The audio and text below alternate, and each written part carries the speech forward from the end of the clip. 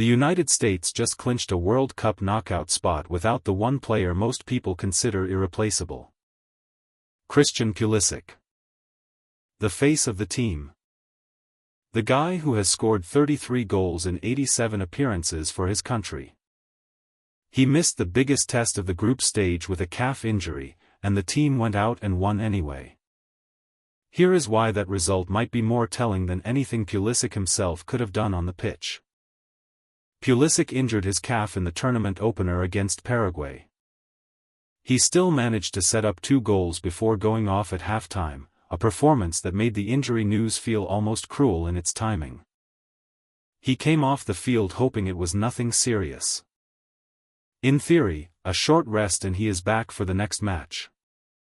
In practice, the swelling did not cooperate with anyone's optimism. For the entire week leading into the Australia match, the team gave updates that kept shifting. First Pulisic was improving. Then he was evolving. Then he trained alone again.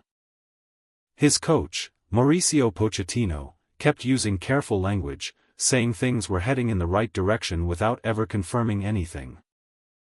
You know, the type of injury update that sounds hopeful but is actually just delaying bad news. By Friday morning, the answer was final. Pulisic was out. Here is where it gets interesting. Australia was supposed to be the United States' toughest test of the group stage. A physical, well-organized opponent that had already shown they could frustrate bigger teams. Losing your best attacker right before a match like that should be a disaster. Pochettino responded by switching to 2 strikers. Bringing in Ricardo Pepi alongside Folarin Balogun. And restructuring the entire attacking approach around different strengths instead of trying to replace Pulisic directly. The United States won 2-0. Clean sheet, controlled performance, knockout stage secured with a game still to play. This sounds like a minor footnote. It is not. It actually says something specific about this team. Beating Paraguay with Pulisic on the field was expected. Beating Australia without him was the version of this team nobody had fully tested yet, and they passed. Let that sink in. A team this dependent on one attacker, on paper, just proved they have more than one way to win.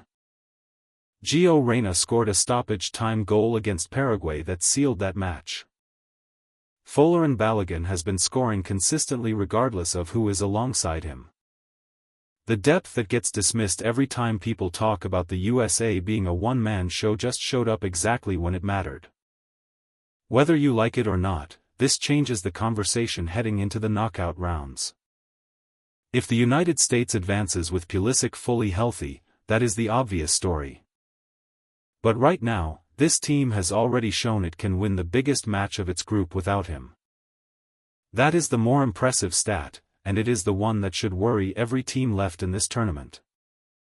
Pochettino has said Pulisic is targeting the final group match against Turkey for his return. So the most likely outcome now is a United States team entering the knockout rounds with their best player back. After already proving the team works without him too. In theory, that should make this team scarier, not weaker, heading into the rounds that actually decide the tournament.